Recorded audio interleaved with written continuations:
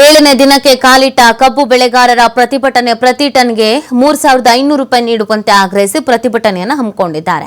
ಮೂಡ್ಲಗಿ ತಾಲೂಕಿನ ಗುಡ್ಲಾಪುರ ಕ್ರಾಸ್ ಬಳಿ ಒಂದು ಪ್ರತಿಭಟನೆ ಹಮ್ಮಿಕೊಂಡಿರೋದು. ಗುಡ್ಲಾಪುರ ಕ್ರಾಸ್ ಬಳಿ ಹೆದ್ದಾರಿಯನ್ನು ಬಂದ್ ಮಾಡಿ ಪ್ರತಿಭಟನೆಯನ್ನು ಮಾಡ್ತಾ ಇದ್ದಾರೆ. ರೈತರ ಹೋರಾಟಕ್ಕೆ ಬಲ ತುಂಬಿದ ಬಿವೈ ವಿಜಯೇಂದ್ರ ಬಿಜೆಪಿ ರಾಜ್ಯಾಧ್ಯಕ್ಷರು ಕೂಡ ಈ ಒಂದು ಪ್ರತಿಭಟನೆಯಲ್ಲಿ ಭಾಗಿಯಾಗ್ತಾ ಇದ್ದಾರೆ. ರೈತರ ಜೊತೆಗೆ ಅವರು ಕೂಡ ರಾತ್ರಿ ಕಳೆದಿದ್ದಾರೆ. 7ನೇ ದಿನಕ್ಕೆ ಕಾಲಿಟ್ಟ ಕಬ್ಬು ಬೆಳೆಗಾರರಿಗೆ ವಿಜಯೇಂದ್ರ ಅವರು ಕೂಡ ಸಾಥ್ ನೀಡ್ತಾ ಇರುವಂತದ್ದು. ಒಂದಷ್ಟು ಬೇಡಿಕೆಗಳನ್ನು ಇಟ್ಕೊಂಡಿದ್ದಾರೆ ರೈತರು. ಈ ಬೇಡಿಕೆ ಈಡೇರೋವರೆಗೂ ನಾವಿಲ್ಲಿಂದ ಕದಲಲ್ಲ ಅಂತ ಹೇಳ್ತಾ ಇದ್ದಾರೆ. ಇಲ್ಲಿದ್ದು ರೈತರ ಹೋರಾಟಕ್ಕೆ ಬೆಂಬಲವನ್ನು ಕೊಡಬೇಕು, ಪರಿಹಾರವನ್ನು ಕೂಡ ಕೊಡಬೇಕು ಅನ್ನೋ ಮಾತನ್ನು ಹೇಳಿದ್ದಾರೆ.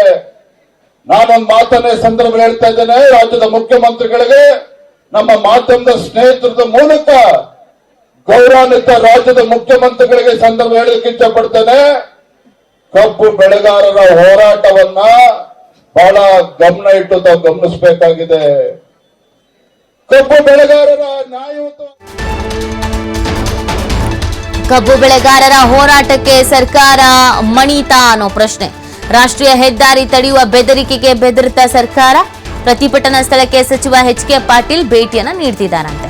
ಸಿಎಂ ನಿರ್ದೇಶನದ ಮೇರೆಗೆ ಇವತ್ತು ಎಚ್.ಕೆ. ಪಾಟೀಲ್ ಭೇಟಿ ನೀಡಲಿದ್ದಾರೆ. ಮಧ್ಯಾಹ್ನ 2 ಗಂಟೆಗೆ ಗುರ್ಲಾಪುರ ಕ್ರಾಸ್ಗೆ ಸಚಿವರು ಭೇಟಿ ನೀಡ್ತಾರೆ. ಸರ್ಕಾರದಿಂದ ಸಂದೇಶವನ್ನು ಏನಾದರೂ ಹೊತ್ತು ತರ್ತಾರಾ ಅನ್ನೋದು ಪ್ರಶ್ನೆ. ಈ ಹಿನ್ನೆಲೆಯಲ್ಲಿ ಮತ್ತಷ್ಟು ರೈತರು ಜಮಾವಣೆ ಆಗಬಹುದಾದ ಸಾಧ್ಯತೆ ಕೂಡ ಇದೆ. ಸಂಧಾನ ವಿಫಲವಾದರೆ ಪ್ರತಿಭಟನಾ ಕಿಚ್ಚು ಹೆಚ್ಚಾಗಬಹುದಾದ ಸಾಧ್ಯತೆಯೂ ಕೂಡ ಇದೆ.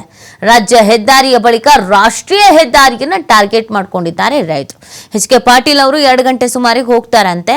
ಹೋಗಿ ಏನ್ ಮಾತಾಡ್ತಾರೆ, ಏನ್ ಚರ್ಚಿಸ್ತಾರೆ, ಅಲ್ಲಿನ ರೈತರ ಮನವೊಲಿಕೆಯನ್ನ ಯಾವ ರೀತಿಯಾಗಿ ಮಾಡ್ತಾರೆ, ಏನ್ ಸಂಧಾನ ಮಾಡ್ತಾರೆ ಮತ್ತು ಸರ್ಕಾರದ ವತಿಯಿಂದ ಯಾವ ಸಂದೇಶವನ್ನು ಹೊತ್ತು ತಂದಿದ್ದಾರೆ ಅಂತ 7 ದಿನಗಳ ನಂತರ ತೆರಳ್ತಾ ಇದ್ದಾರೆ. ಪ್ರತಿಭಟನೆಯ ಸ್ವರೂಪ ಹೆಚ್ಚಾಗ್ತಾ ಇದ್ದಂತೆ, ಕಿಚ್ಚು ಮತ್ತಷ್ಟು ಹೆಚ್ಚಾಗುವ ಸಾಧ್ಯತೆ ಇದ್ದಂತೆ ಪ್ರತಿಭಟನಾ ಸ್ಥಳಕ್ಕೇನೆ ತೆರಳ್ತಾ ಇದ್ದಾರೆ ಅಂತಂದ್ರೆ ಯಾವುದೋ ಒಂದು ಲೆಕ್ಕಾಚಾರ ಹಾಕೊಂಡೇ ಹೋಗ್ತಾ ಇರ್ತಾರೆ.